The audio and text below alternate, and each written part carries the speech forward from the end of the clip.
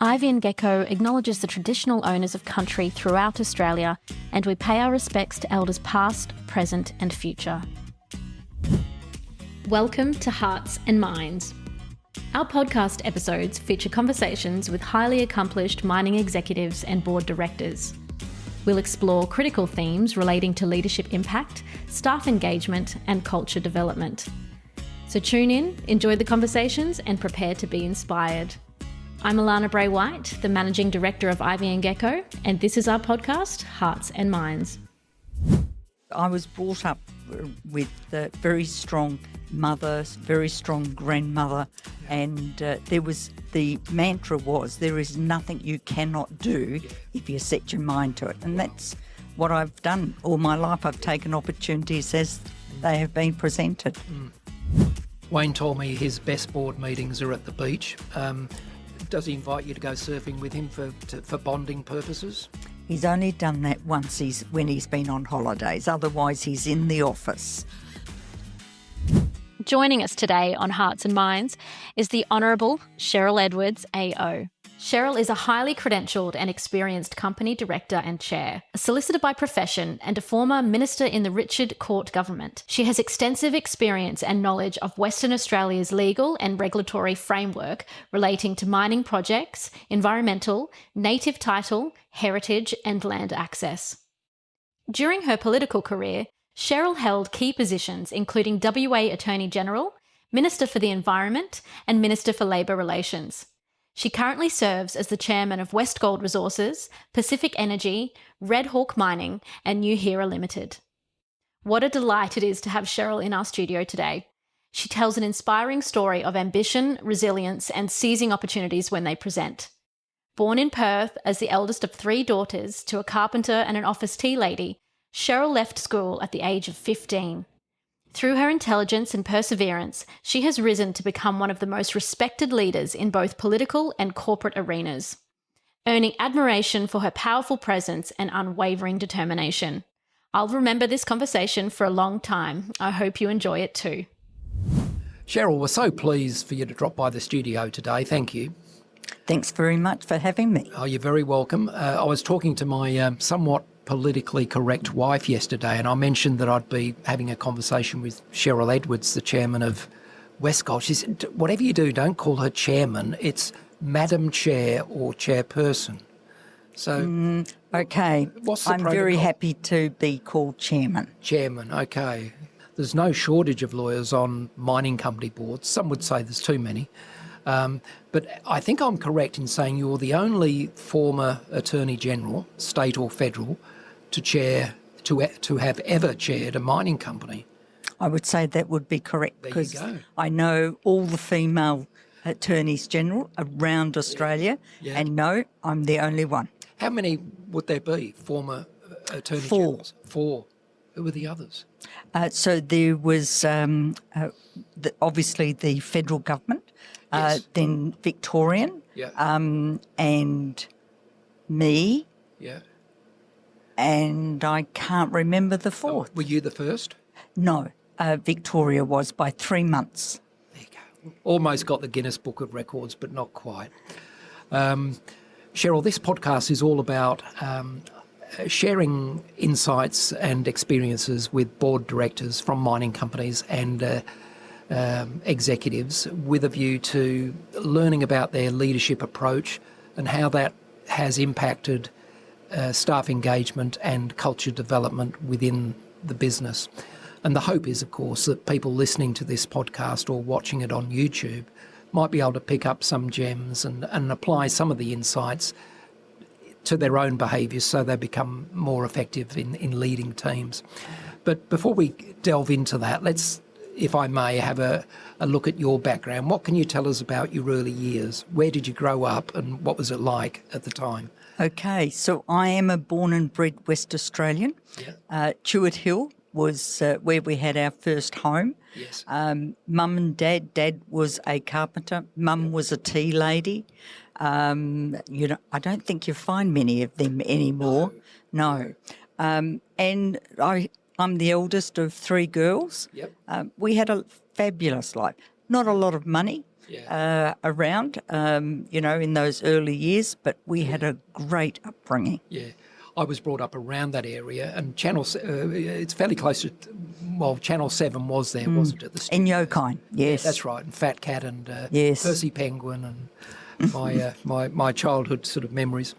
And was there an event or a realisation in your life that proved to be a tipping point in how you viewed your place in the world?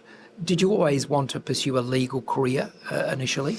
No, I always wanted to be a teacher. Did you? Yes, I used to line up the kids in the street and help to, rule the roost, so to speak. God. But no, look, it just happened that way. Yeah. My husband, I never did my leaving certificate. I left school at 15 with a junior certificate, went straight to Woolies, checkout chick, and then... Story. I know, it's fabulous. Yeah. When my husband decided to go back to uni, I thought, well, if he can do that, I can too.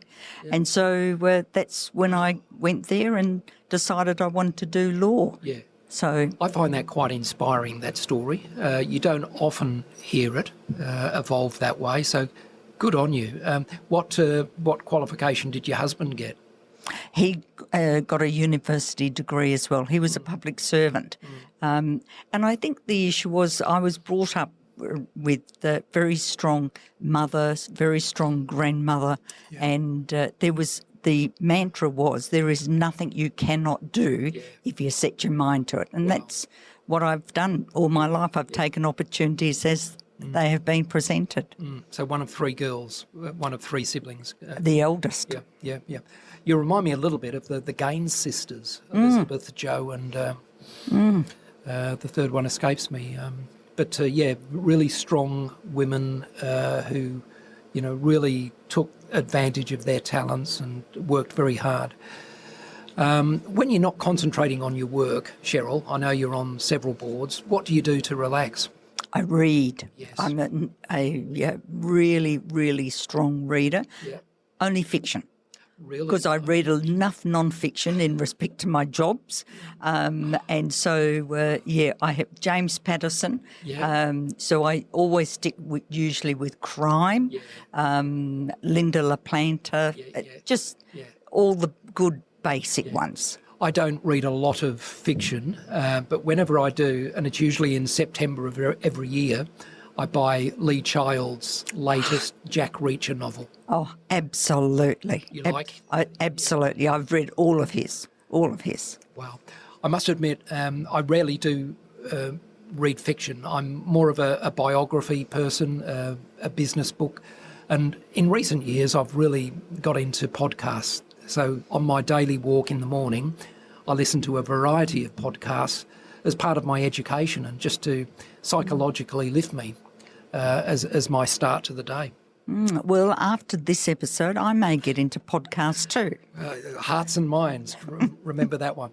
Now, let's talk about leadership behaviour. Many people believe that leadership is a set of learned skills that many people can acquire irrespective of their status or position title within an organisation. Do you have a point of view on that?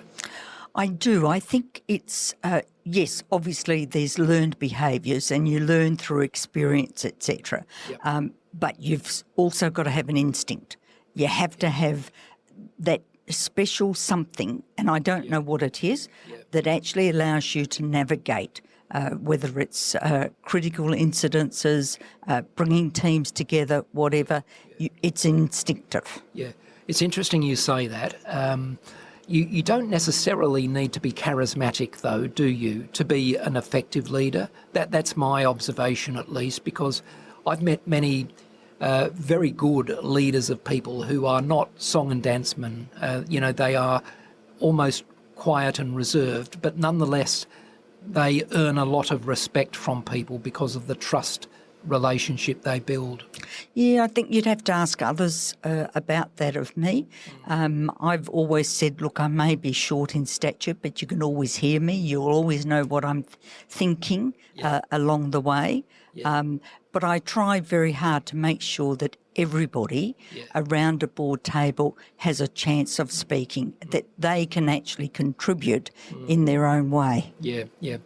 And I suppose, Cheryl, the art of any good leader, chairperson or otherwise, is to be able to actively listen and with a view to understanding the point of view of the other person. In other words, empathy. Many people, I think, don't really listen. They hear and they're getting prepared for their next statement without really absorbing what the other person's saying. Yeah, too much of that. So I always listen. I'm not the expert around the table. I have my skills. Every single person has their skills, and my role is to bring all of that to the table. Yeah, yeah. I think that's a reflection of confidence and maturity and being comfortable in your own shoes. It seems to me that people who rapidly fill silences or pauses with statements and rush to fill the gaps sometimes are a little bit insecure in themselves. Where when I'm mentoring people, one of the things I do say is, don't be the person that constantly puts your hand up. Pick me, pick me. I've got something to say, and I've got something to say on every single issue. Yeah. You are much more effective if you speak with authority on the things that you know. Yes. People will then listen. Yeah, yeah. Good advice. You've been a director for a long time. How have the responsibilities and the context of directorship changed over time? It has changed. I was reflecting on this question and I was thinking, well, you now have cyber crimes, you have AI, you have all the changes in safety and workplace regulation, for instance, psychosocial harm, the impact of women in mining, so it has changed considerably. And as a director, you need to keep abreast of all those changes, of all those regulations. That's where I read the non-fiction. Yeah, there's a lot to keep on top of, isn't there? And I suppose therein lies the justification for structuring your board along committee lines where people have more specific responsibility for different aspects of governance. And also, too, the committees change depending upon the company and what it is. Yes. For instance, at Westgold, we've got the normal structures, but we're about to put in a technical committee. Right. So we're now an ASX 200. We're big. And so, therefore, we now have to grow in accordance to that size. Yeah, okay. How many people on your board at the moment, Cheryl? 8, but we will be losing one of our directors at the AGM, so we'll have 7. And the reason why it's 8 is because when we took over Karora, we brought on 2 directors from Karora. Okay. What's the composition in terms of gender diversity on the board as it stands now? Out of those 8, we have 3 women. That's good going. Yeah, it's hasn't it been good to see the redress of the gender imbalance, particularly at the board level of companies. Not so much, it seems, at the executive level in mining, because so many of the C-suite positions are held by men still, but we're making progress. At Westgold, we're doing very well through the, not just at the corporate level, right across the business in terms of increasing the number of women, and we continue to focus heavily on that. Yeah. I congratulated Wayne when he was here a few weeks ago because I understand in the last 12 months or so, the turnover, including at the workforce level, has massively reduced. So clearly, Wayne and his executive team, with the oversight of the board, has done a tremendous job in engaging people and giving them a worthwhile purpose to collaborate with. One of the things that we did when Wayne and I stepped into our current positions was we concentrated on safety and culture. And that's been our number one focus. And with the change of culture, actually our safety figures have actually reduced markedly. It's been amazing to actually see it happen in such a short period of time. So culture's been very important.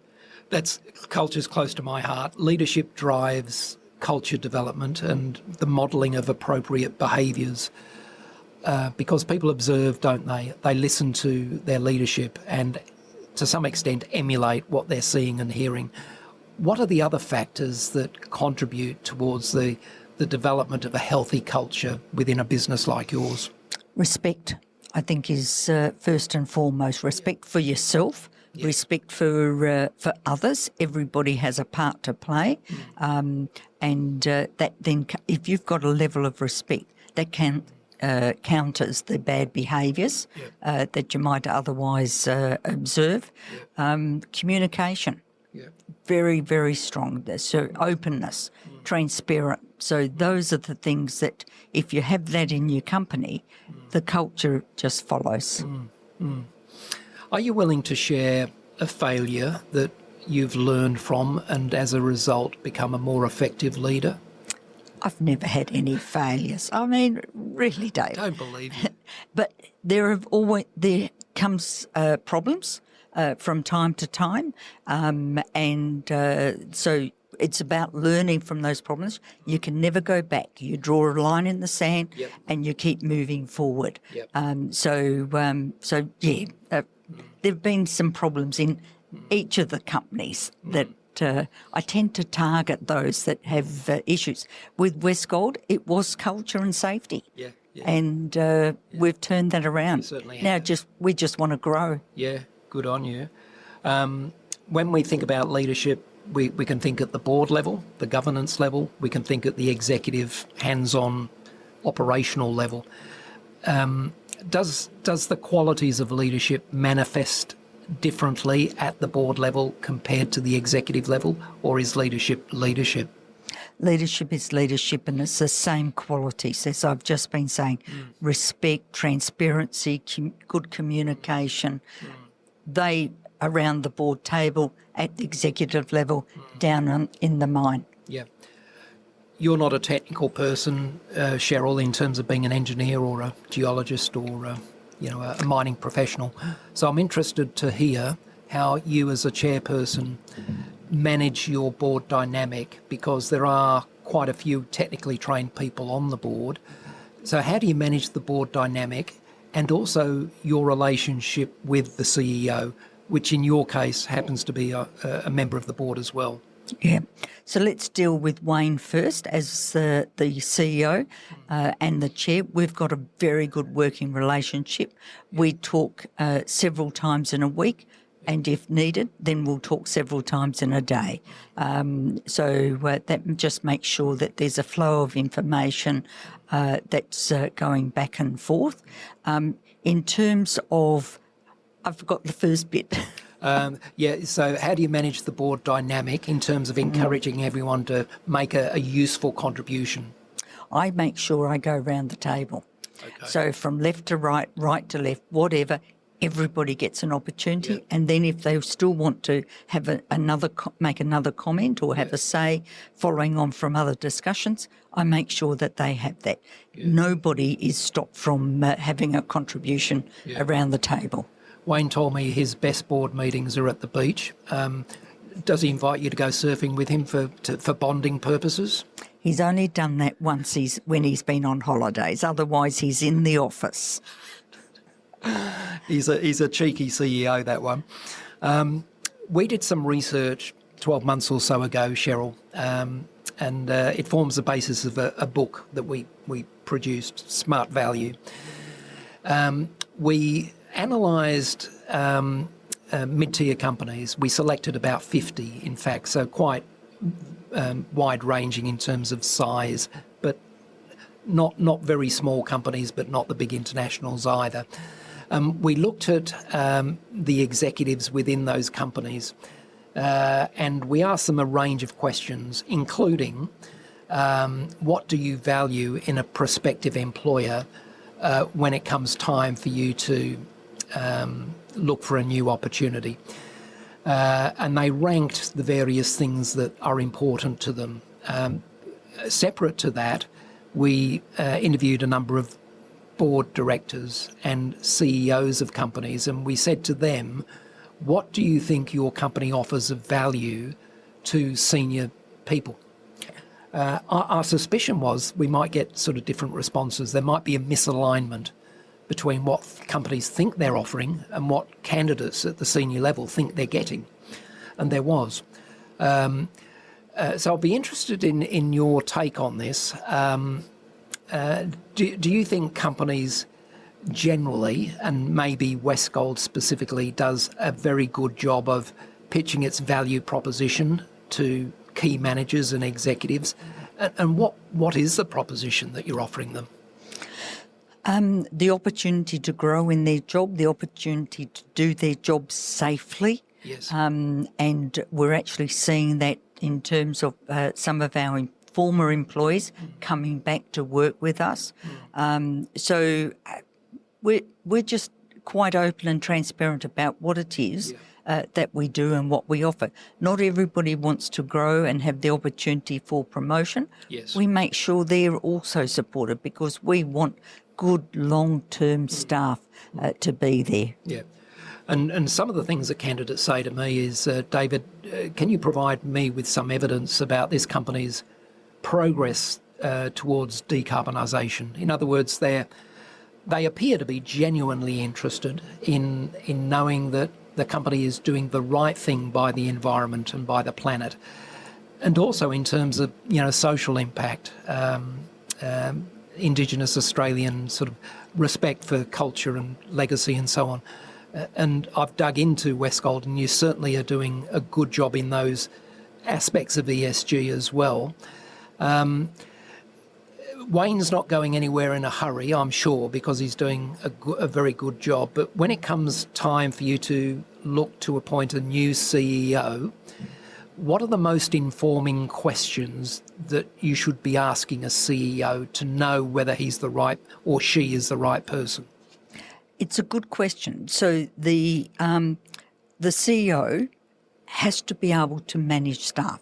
They have to be able to be a CEO. Yeah. And that either comes with experience or, again, it's instinctive that they can actually do that job. Yeah. Then that's your baseline. Then you go up as to how do they perform as individuals? What are their values in a personal way, not just in a corporate sense? I want to know when they go down to the beach, are they also being careful in terms of their environment, not impacting the rubbish and take it back? We concentrate in terms of very much our environmental footprint. We're very conscious of that. We've just made huge savings though, because sometimes reducing our levels of emission, which we've done in terms of our power, it just makes a lot of sense because it saves us huge amounts of money. Yeah. And we've just done that recently with Pacific Energy. And I have to give a shout out to Pacific Energy. I've just taken on the chairman's role last Friday. Wow, congratulations. Thank you.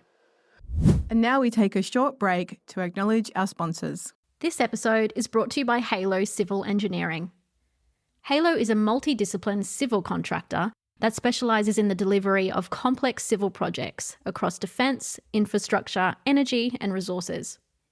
A West Australian company committed to delivering dynamic solutions with a focus on zero harm, while having a positive impact on their industry, clients and the people they serve. For more information, search for Halo Civil Engineering on socials or visit halocivil.com. If you'd like to inquire about sponsoring an episode of Hearts and Minds, please reach out to us on LinkedIn or via email info@ivyandgecko.com.au. Ivy and Gecko is a leading Australian talent and organisational consulting firm. We specialise in providing executive search and board consulting services to ASX small and mid-tier explorers, developers and producers in the gold and critical minerals industries. As the only executive search and leadership consulting firm to be admitted membership of the Minerals Council of Australia, Ivy and Gecko is uniquely resourced to advocate for the interests of our exploration, project development and mining clients. What you say resonates with me in terms of looking at the values and habits of people. I wherever possible, after I've screened a candidate over the phone or by Teams, obviously I meet with them. I prefer to take them to a cafe or a restaurant or a coffee shop for a chat, because part of my agenda is to observe the way they interact with service staff. Do they look the waiter or the waitress in the eye and thank that person for putting their cup of coffee or lunch on the table? Many people don't. But when they do, it occurs to me, well, that is manifestly respectful of a person, and it's an important thing. It does translate into other behaviours in the workplace. So what you say does resonate. What are some cultural red flags or derailers that you've observed in the past when it comes to the operation of a company? Look, bad behaviours, and we had the Women in Mining parliamentary report that made some major changes at respective mine sites around Western Australia and probably Australia too. Yes. But we're still seeing it. And that's obviously something which is a big red flag, and we just don't take it as acceptable behaviour. And unfortunately, even though they may be really good at their job, they don't stay. Yes.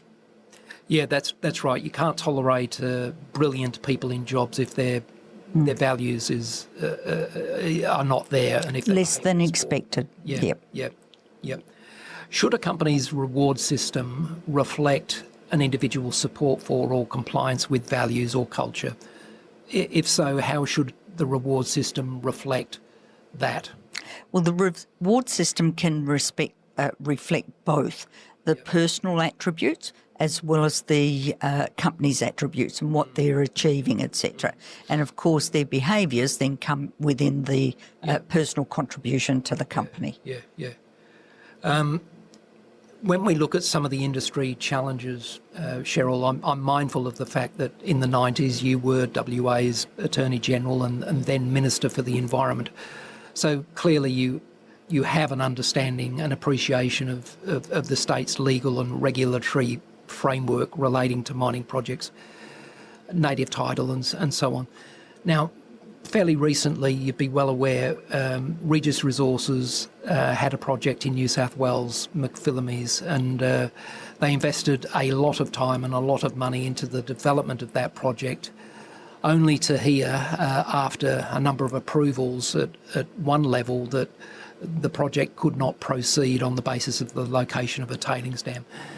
Now, it seems to me that that's evidence, further evidence of permitting approval processes becoming very long and tortuous. Is Australia at risk of losing its competitive status as a number one jurisdiction for mining investment because of these approval processes? I think so. Approvals are absolutely critical to getting any project up and running. And often there is just this small window of funding that is available. You miss that, you may never get that project up and running again. And they spent a hell of a lot of money on their proposal on the basis that they kept getting the ticks along the way, and they never ever expected the federal minister to make the decision that she did. And, it's very unfortunate because everybody else is going to be thinking, well, hang on, they got everybody ticking off in the right direction for that approval for that project. It doesn't send a good signal, does it? And no. It must have been a heck of a kick in the guts for the company. I know Jim Beyer pretty well, and Tim Conversey and James McTeer. Managing the concern and the morale within that business became an immediate concern for them once they got that news. In my opinion, we've got to do something very much better in terms of simplifying and integrating regulation processes at the state and the federal level. I think the Mineral Council of Australia, Cheryl, is advocating for a one-stop shop bureau, if you like, where potential prospective investors can go through a single doorway to become familiar with what needs to be done and what the requirements are without dealing with a disparate bunch of regulators. I think obviously the Minerals Council of Australia is out of Brisbane. Yes. And in Queensland they have a Coordinator General whose role that is to bring them all together. Even so, it still comes down to the individual and how good they are at bringing everything together. Okay. I always advise companies, you know your business far better than any regulator or anybody else. You've got to actually go in there and talk personally with your maps, with your documents, and work backwards. When do you need FID? When you need FID, then when do you need the approvals to lead up to FID? And time it. And you have to sit on it. It is a lot of work, a lot of energy, a lot of resources. I was lucky to have the opportunity to do all of that for the Roy Hill mine, rail and port. But often it was running up and down the terrace, crossing the road from one department office to the other. Yeah. And you would have been tenacious, I would imagine, as well. I don't give up easily. I've asked you quite a few questions. Your turn. Do you have a question for me? No, but I think this is a great concept. Do you? Yeah, I do. So the people behind the decision making. Thank you, Cheryl. I'm glad you said that, and it carries a lot of weight. To our knowledge, whilst there's a lot of podcasts around, and there are certainly some mining industry podcasts, they tend to be very technically oriented and financial oriented. I listen to one every day. It's very good, and I learn a lot. But yeah, getting behind the scenes and learning something about people's background who are in, significant leadership level roles is very interesting to a lot of people. Here's some rapid fire questions. When you think about people who've shown great leadership in business or sport or the creative arts, who's one person that comes to mind as someone you really admire? Richard Court. Okay. Former boss? Former boss. He let me be the person that I wanted to be. Okay. He did not interfere in decision making unless I asked for it. Do you still see Richard from time to time? Absolutely. Caught up with him only Monday. Yeah. We were at the same lunch together. I've never met Richard. I actually met his father when, I remember as a high school boy in 1979. You'd remember this clearly. Western Australia year, 1979. Sir Charles Court was on the foreshore of the river here, conducting the orchestra.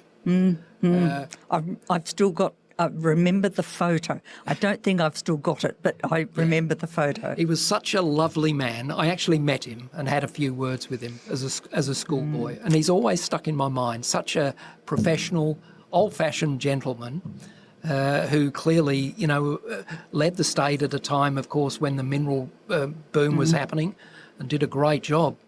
I remember when I was first a minister, he would regularly ring and he'd say, Cheryl, I'm not going to take up too much of your time, but I was out walking this morning and I've met this lady, and this lady's got this problem, and I think you should be able to fix it. There you go. My favourite statue in Perth is the one of him. Up the hill.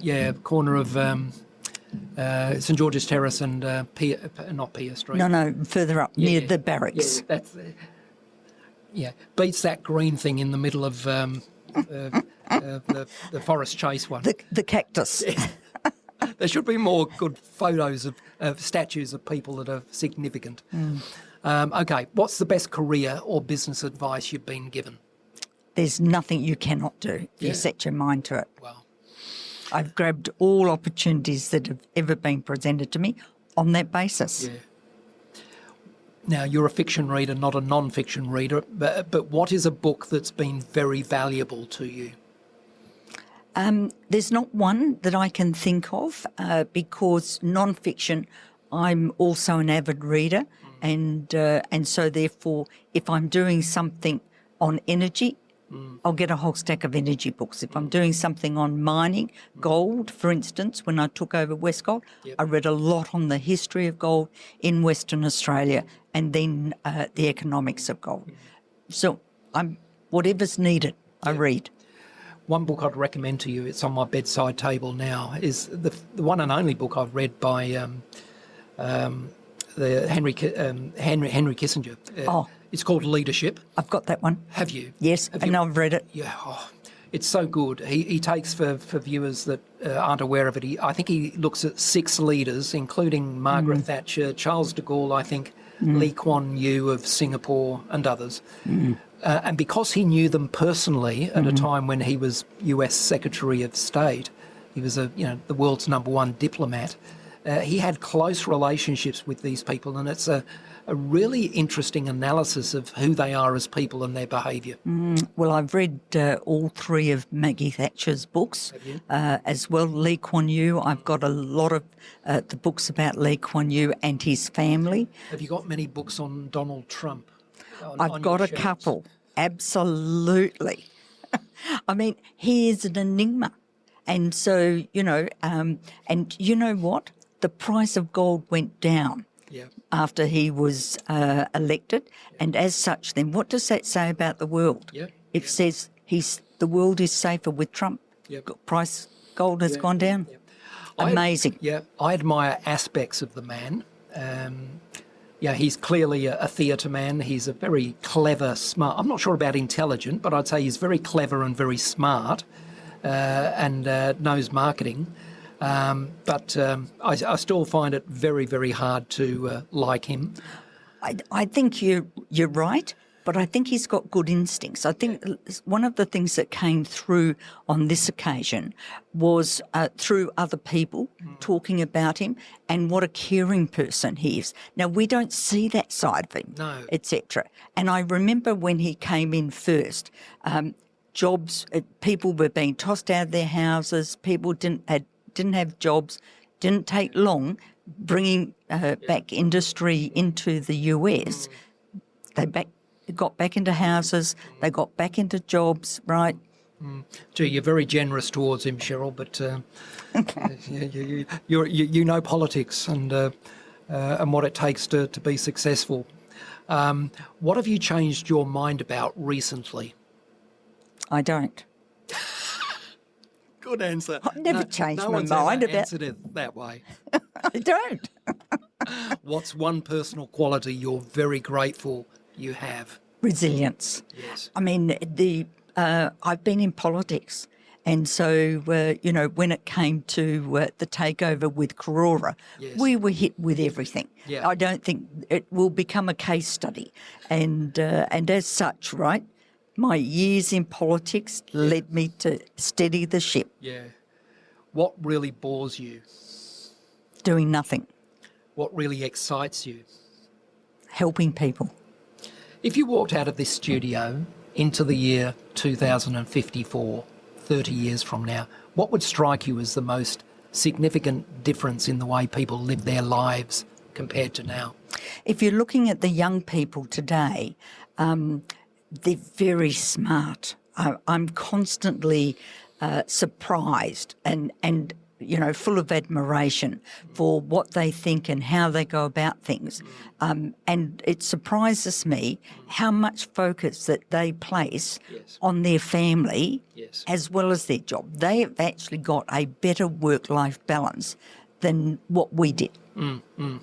Is it easier to be a 20-year-old now or a 20-year-old when you were 20 years of age? I think the hardest thing now is social media. When I was 20, there was no social media around, and as such then, you weren't constantly looking over your shoulders, looking, for a camera or whatever. Correct. So there weren't the social comparisons that are all over the place today. No. I do worry about it, social media and young people. There seems to be a lot more anxiety and mental illness around today. Maybe it's just that we're measuring it more now and focused on it more than we were before. But I feel quite confident in saying that social media, despite some of its benefits, has a lot to answer for in how young people develop. I think it's good, though, that in terms of mental health, people are actually opening up and happy to talk about it. And I still would encourage anybody who's having a down day, not sure why, to reach out to somebody and say hello. Yeah, good on you. Cheryl, you've been a delight. Thank you so much for spending time with us. This episode is better than the one I did with Wayne. Of course it is. You can tell him that, and I'll tell him that as well. So thank you for being part of it. My pleasure. Lovely to see you, and thanks to our viewers and listeners for tuning in today. Thank you. Thanks for tuning in to Hearts and Minds. If you enjoyed this episode, please take a moment to leave us a rating or share it with a friend. And don't forget to follow us and connect on social media for updates on all of our upcoming guests. I'm Alana Bray-White, and I look forward to you joining us for our next episode.